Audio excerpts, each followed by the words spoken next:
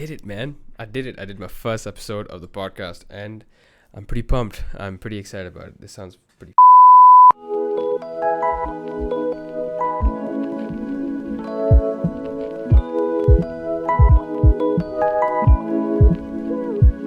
Welcome back to another episode of Behind the Grind Monologue with myself.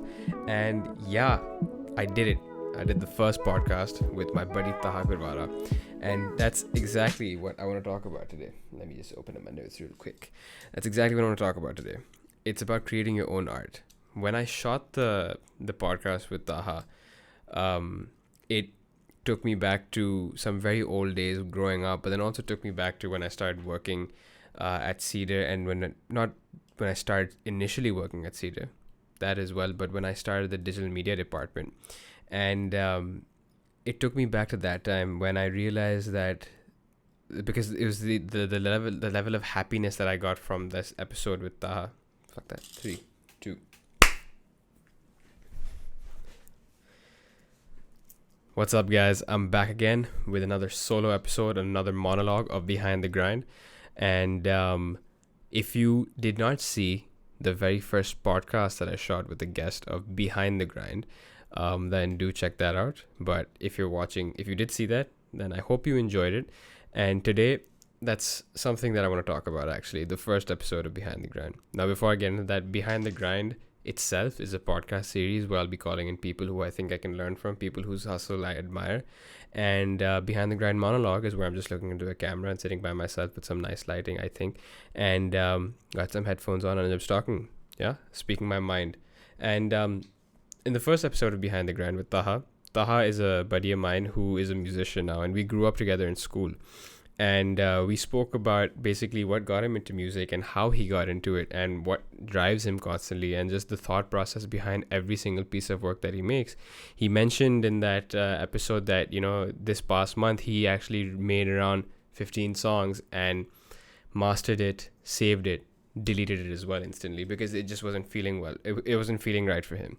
And it hit a note for me, actually, was that back in 2017 when I joined Cedar after graduating again, before I was working there as a student, I was working there and I was studying and working side by side. But when I came back after graduating, I was given the responsibility to start the digital media and communications department, which meant that all this content that I had to create with a solid team, had to figure out just different ways of communicating with kids and students and parents and teachers and so on. And it felt like, I was making something from scratch. I felt like I was thriving there, and I felt like I was just, on top of everything. And I was just making some great work that I felt really proud of, because I see that work still alive. I see that work still going through. I made the series Listen Up with some fantastic people, and that went on for 2 seasons. Another season might be coming out as well. Started an internal newsletter, revamped the entire Instagram page. Basically just did a lot of cool stuff and just got an opportunity to experiment and have fun with things. And I realized that when I shot this episode with Taha, it took me back to those days when I was creating something, I was really proud of, when I was creating something that didn't just make me feel good, but made other people feel good as well. Was that it was able to connect with people.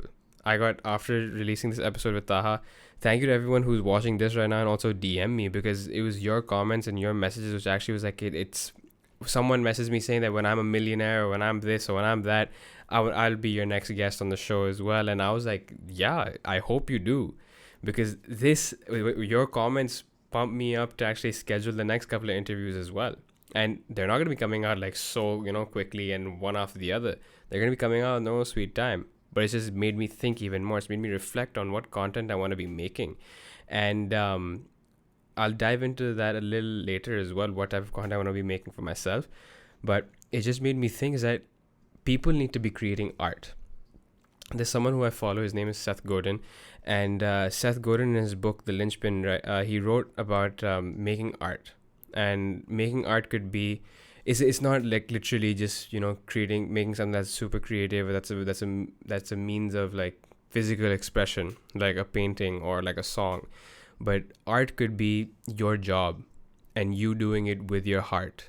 Art could be speaking in front of a large crowd and persuading them to follow your path or to buy your product. Art could even be an athlete who is just going on the field and playing their sport because they love it and they make other people feel super excited about what they do as well.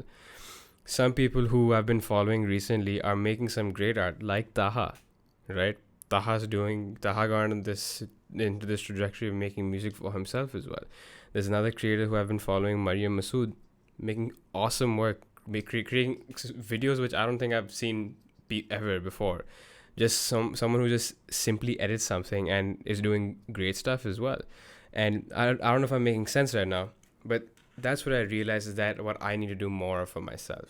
I took a couple of days off from work because I was on vacation, and I was just thinking was that I need to be doing something more for myself. And I've mentioned this in the past as well. Do something for yourself, but make art as well. Make art for yourself. Make art that is not there to validate you. That you're not making. Sorry, you're not making that art to seek validation, but you're making that art to keep you alive, to feed your soul. And I feel that in this day to day that we're all in right now, we get caught in making money, or we get caught in reaching some form of success, that we just forget that we gotta feed our souls as well. And that's what this episode taught me with Taha, was I gotta feed my soul more often. And I think that if I have this realization that I gotta feed my soul more often, I'm sure there are other people out there who feel the exact same need, who feel that they have in some way lost what keeps them alive, or in some way feel that they need something new to keep themselves alive. I used to go to the gym for me time, and yeah, I know I've gotten fitter. I know I've changed physically. I know that I've gotten faster, stronger as well. And I know mentally I've also gotten stronger. But I feel like I've hit that ceiling as well. So I need to find a new avenue. And I seriously think that, just making a YouTube channel or making content online on Instagram has really helped me.